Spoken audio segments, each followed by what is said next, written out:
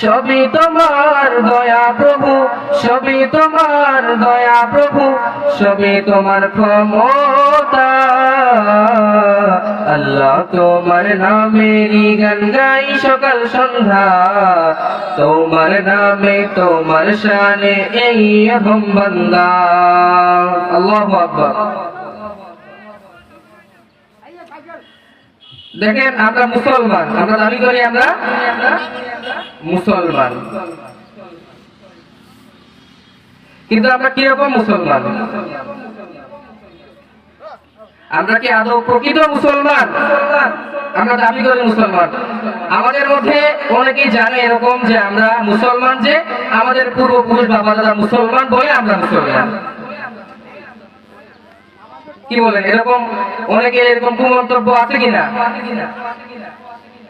কিন্তু আমি এই বিষয়টা সুস্পষ্ট ভাষায় আজকে বলে দিতে চাই, যারা আমরা মনে করি যে আমাদের বাবা দাদা মুসলমান বলে আমরা মুসলমান, তাহলে তাদের কথার মধ্যে একবারে ভুল। কথা বলে ঠিক কিনা? কারণ আপনারা দেখবেন আমাদের সমাজেই এরকম কিছু লোক আছে যাদের 14-15 গোষ্ঠী পুরাই হিন্দু, নাস্তিক কাফের বেঈমান দিয়ে ভরা। আল্লাহকে হেদায়েত দিয়েছে, আল্লাহকে হেদায়েত দিয়ে ইসলামের ছায়াতলে নিয়ে এসেছেন। আবার এরকমও কিছু লোক দেখবেন যার পিছনে বাবা দাদা সব পুরা গোষ্ঠী মুসলমান, কিন্তু আল্লাহ সুবহানাহু ওয়া তাআলা ওকে ইসলাম ধর্মের সুযোগ করে দেন নাই। কারণ আল্লাহ সুবহানাহু ওয়া তাআলার এই যে নূরের ইসলামের মধ্যে তার আসার যোগ্যতা নাই। তো আমরা যারা মনে করি যে বাবা দাদা মুসলমান বলি আমরা মুসলমান, তাদের কথা কি একবারে ভুল। আপনারা রাসূলের সিরাত পড়ে দেখবেন, এই যে ইসলামটার জন্য বিশ্বনবী জনাব মুহাম্মদ রাসূলুল্লাহ সাল্লাল্লাহু আলাইহি ওয়াসাল্লাম কত কষ্ট করে এসেছেন।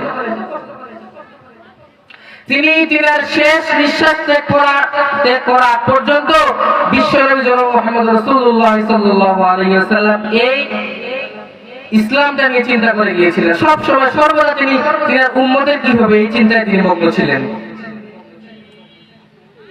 নবুয়তের পর থেকে বিশ্বনবী শুধু একটাই চিন্তা করতেছিলেন, ইয়া উম্মত ইয়া উম্মত, আমার উম্মতের কি হবে, উম্মতের কি হবে।